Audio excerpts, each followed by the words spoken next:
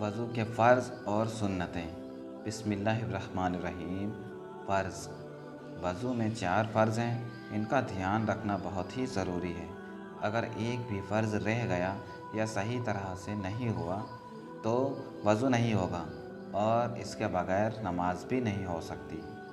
Number 1، منہ دھونا، یعنی ماتھے پر بال نکلنے کی جگہ سے ٹھوری کے نیچے تک اور ایک کان کے کنارے سے دوسرے کان کے کنارے تک پورا چہرہ اس طرح دھونا کہ بال برابر بھی جگہ سوکھی نہ رہ جائے، ورنہ وضو نہیں ہوگا۔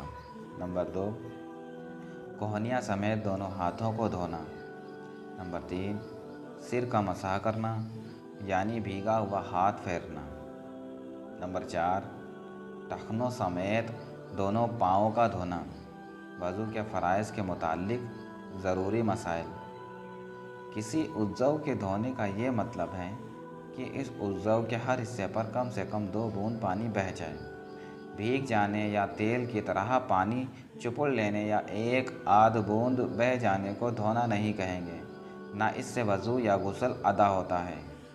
اس کا لحاظ بہت ضروری ہے، لوگ اس کی طرح دھیان نہیں کرتے اور نمازیں اکارت جاتی ہیں۔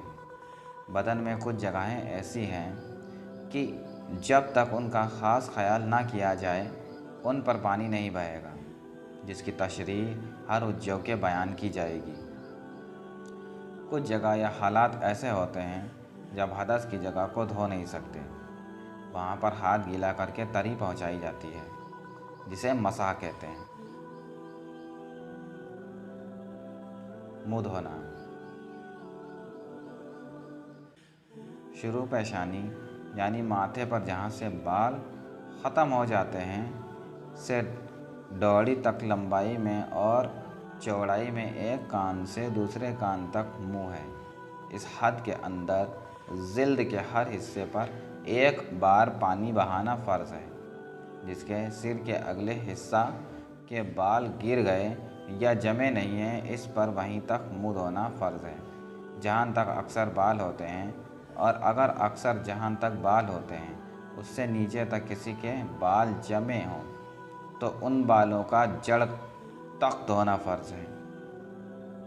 مونچھوں، بھووں یا بچی، یعنی وہ بال جو نیچے کے ہونٹ اور داڑھی کے بیچ میں ہوتے ہیں کہ بال اتنے گھنے ہوں کہ بال بالکل نہ دکھائی دے تو جلد کا دھونا فرض ہے نہیں، بالوں کا دھونا فرض ہے، اور اگر ان جگہوں کے بال گھنے نہ ہوں تو جلد کا دھونا بھی فرض ہے۔ اگر مونچھیں بڑھ کر ہونٹوں کو چھپا لے تو مونچھیں ہٹا کر ہونٹوں کا دھونا فرض ہے، چاہے مونچھیں گھنی ہوں یا چھدری۔ داڑھی کے بال اگر گھنے ہوں تو جلد کا دھونا فرض ہے، اور اگر گھنے ہوں تو گلے کی طرف دبانے سے جتنے چہرے کے گھیرے آئیں ان کا دھونا فرض ہے، اور جڑوں کا دھونا فرض نہیں، اور جو گھیرے کے باہر ہو ان کا دھونا بھی فرض نہیں، اور اگر کچھ حصے میں گھنے ہوں اور کچھ چھدرے تو جہاں گھنے ہوں وہاں بال اور جہاں چھدرے ہوں اس جگہ جلد کا دھونا فرض ہے۔ ہونٹوں کا وہ حصہ جو عادتاً ہونٹ بند کرنے کے بعد ظاہر رہتا ہے اس کا دھونا فرض ہے، تو اگر کوئی خوب زور سے ہونٹ بند کر لے کہ اس میں کا کچھ حصہ چھپ گیا اور اس پر پانی نہ پہنچا، نہ کلی کی دھل جاتا تو وضو نہیں ہوا، لیکن وہ حصہ جو عادتاً منہ بند کرنے میں ظاہر نہیں ہوتا اس کا دھونا فرض نہیں۔ گال اور کان کے بیچ میں جو جگہ ہے جسے کنپٹی کہتے ہیں اس کا دھونا فرض ہے، لیکن اس حصے میں جتنی جگہ داڑھی کے گھنے بال ہوں وہاں بالوں کا، اور جہاں بال نہیں ہو یا گھنے نہیں تو جلد کا دھونا فرض ہے۔ نت کا سوراخ اگر بند ہو تو اس میں پانی بہانا فرض ہے، اگر تنگ ہو تو پانی ڈالنے میں نت کو ہلا دیں ورنہ ضروری نہیں۔ آنکھوں کے ڈھیلے پر پاپٹوں کے اندرونی حصوں کو دھونے کی کچھ ضرورت نہیں، بلکہ دھونا نہیں چاہیے یا نقصان دہ ہے۔ آنکھ کے کوئے پر پانی بہانا فرض ہے، مگر سرمے کا جرم کوئے یا پلک میں رہ گیا اور وضو کر لیا اور معلوم نہیں ہوا اور نماز پڑھ لی تو حرج نہیں، نماز ہو گئی، وضو بھی ہو گیا، اور اگر معلوم ہے تو اسے چھڑا کر پانی بہانا ضروری ہے۔ पलक का हर बाल पूरा धोना फ़र्ज है। अगर इसमें चीपड़ वगैरह कोई सख्त चीज़ जम गई हो तो छुड़ाना फ़र्ज है।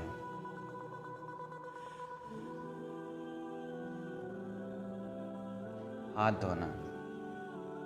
इस हुक्म में कहानियाँ भी दाखिल हैं। अगर कोहनियों से नाखून तक कोई जगह जर्रा बराबर भी धुलने से रह गई तो वज़ू नहीं होगा। हर किस्म के जायज़ नाजायज़ गहने, छल्ले, अंगूठियाँ, पाउचियाँ, एक जेवर जो कलाई में पहना जाता है, कंगन, कांच, लाख वगैरह की चूड़ियाँ, रेशम के लच्छे वगैरह अगर इतने तंग हों कि नीचे पानी बहे तो उतर कर धोना फ़र्ज है।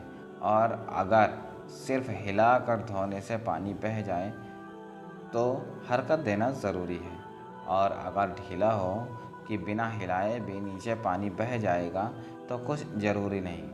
हाथों की आठों कोहनियाँ, खाइयाँ, उंगलियाँ की करवटें, नाखूनों के अंदर जो जगह खाली है, कलाई का हर बाल, जड़ से एनकों तक, इन सब पर पानी बह जाना ज़रूरी है। अगर कुछ भी रह गया या बालों की जड़ों पर पानी बह गया, किसी एक बाल की नोक पर ना बहा तो वज़ू नहीं हुआ, मगर नाखूनों के अंदर का मैल माफ़ है। बजाय 5 के 6 उंगलियां हैं तो सब का धोना फ़र्ज है। और अगर एक कंधे पर 2 हाथ निकलें तो जो पूरा है इसका धोना फ़र्ज है, और उस दूसरे का धोना फ़र्ज नहीं, मुस्तहब है। मगर उसका वो हिस्सा इसके हाथ के ऐसे हिस्से से जुड़ा हो जिसका धोना फ़र्ज होता है तो इतने का धोना भी फ़र्ज है। सिर का मसा करना। चौथाई सिर का मसा फ़र्ज है। मसा करने के लिए हाथ तौर पर होना चाहिए। चाहे हाथ में तिरी आज़ा के धोने के बाद रह गई हो, न नए पानी से हाथ तर कर लिया हो। किसी उज्जव के मसे के बाद जो हाथ में तरी बाकी रह जाएगी वो दूसरे उज्जव के मसे के लिए काफ़ी नहीं होगी। सिर पर बाल ना हो तो जिल्द की चौथाई, और जो बाल हो तो ख़ास कर सिर के बालों की चौथाई का मसा फ़र्ज है। और सिर का मसा उसी को कहते हैं। साफ़े टोपी दुपट्टे पर मसा काफ़ी नहीं, लेकिन अगर टोपी दुपट्टा इतना बारीक हो कि तरी फूट कर चौथाई सिर को तर कर दे तो मसा हो जाएगा।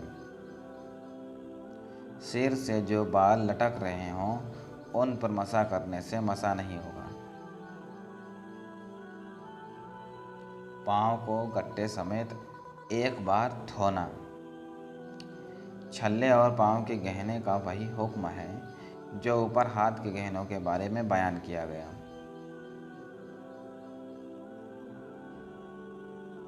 कुछ लोग किसी बीमारी की वजह से पाँव के अंगूठों में इस कदर खींच कर धागा बांध देते हैं कि पानी का बहना तो दूर, धागे के नीचे तर भी नहीं होता। उनको इससे बचना लाजिम है कि इस सूरत में वज़ू नहीं होता। घाइये और उंगलियों की करवटें, तलवे, एड़ियाँ, पूँछें यानी एड़ियों के ऊपर के मोटे पट्टे, सब का धोना फ़र्ज है। जिन हिस्सों का धोना फ़र्ज है उन पर पानी बह जाना शर्त है। ये ज़रूरी नहीं कि कसदन पानी बहाएं। अगर अनजाने में या बेख्तियारी में भी उन पर पानी बह जाए, जैसे बारिश हुई और वज़ू में धोए जाने वाले सब आज़ा के हर हिस्से से 2-2 बूंद बारिश के पानी के बह गए, वो आज़ा धुल गए और सिर का चौथाई हिस्सा गीला हो गया, या किसी तालाब में गिर पड़ा और आज़ाए वज़ू पर पानी गुज़र गया, वज़ू हो गया। जिस चीज़ की आदमी को अमूमन या खुसूसन ज़रूरत पड़ती रहती है और इसकी एहतियात रखनी मुश्किल हो, नाखूनों के अंदर या ऊपर या और किसी धोने की जगह पर ये लगा रह जाता है, तो चाहे ये चीज़ जमींदार हो, चाहे उसके नीचे पानी ना पहुँचे, चाहे सख्त चीज़ हो, वज़ू हो जाएगा। जैसे पकाने गूंदने वालों के लिए आटा, रंगरेज के लिए रंग का ज़र्म, औरतों के लिए मेहंदी का ज़र्म, लिखने वालों के लिए रोशनाई का ज़र्म, मज़दूर के लिए गारा मिट्टी, आम लोगों के लिए कोए या पलक में सुरमे का ज़र्म। इसी तरह बदन का मैल, मिट्टी, गुबार, मक्खी, मच्छर की बीट वगैरह। किसी जगह छाला था और वो सूख गया, मगर उसकी خال الگ نہیں ہوئی تو خال الگ کر کے پانی بہانا ضروری نہیں، بلکہ اسی چھالے کی خال پر پانی بہا لینا کافی ہے۔ پھر اس کو الگ کر دیا تو اب بھی اس پر پانی بہانا ضروری نہیں۔ مچھلی کی سیلن آ جائے، وضو چپکا رہ گیا، وضو نہ ہوگا کہ پانی اس کے نیچے نہ بہے گا۔ وضو کے فرض ادا کرنے سے وضو تو ہو جائے گا، پر ثواب تمام سنتوں کے ساتھ ادا کرنے پر ہی ملتا ہے۔ سنتیں: نیت کرتا، یعنی اللہ تعالیٰ کا حکم ماننے کی نیت سے وضو کرنا۔ بسم اللہ سے وضو شروع کرنا۔ دونوں ہاتھوں کو گھٹنوں تک 3 بار دھونا۔ پہلے دایاں اور پھر بایاں ہاتھ دھونا۔ دانتوں میں مسواک کرنا، کم سے کم 3 بار داہنے بائیں اوپر نیچے تک دانتوں پر۔ دائیں ہاتھ سے 3 بار کلی کرنا۔ روزہ دار نہ ہو تو غرارہ بھی کریں۔ دائیں ہاتھ سے 3 بار ناک میں پانی چڑھانا۔ بائیں ہاتھ سے ناک صاف کرنا۔ داڑھی کا خلال کرنا، یعنی انگلیوں کو گلے کی طرف سے داڑھی میں ڈال کر ایسے پھیرنا جیسے کنگھا کرتے ہیں۔ ہاتھ پاؤں کی انگلیوں کا خلال کرنا۔ وضو میں دھلنے والے ہر حصے کو 3 بار دھونا۔ پورے سر کا مسح کرنا، کانوں کا مسح کرنا، ترتیب سے وضو کرنا۔ داڑھی کے جو بال منہ کے دائرے سے ہیں باہر ہیں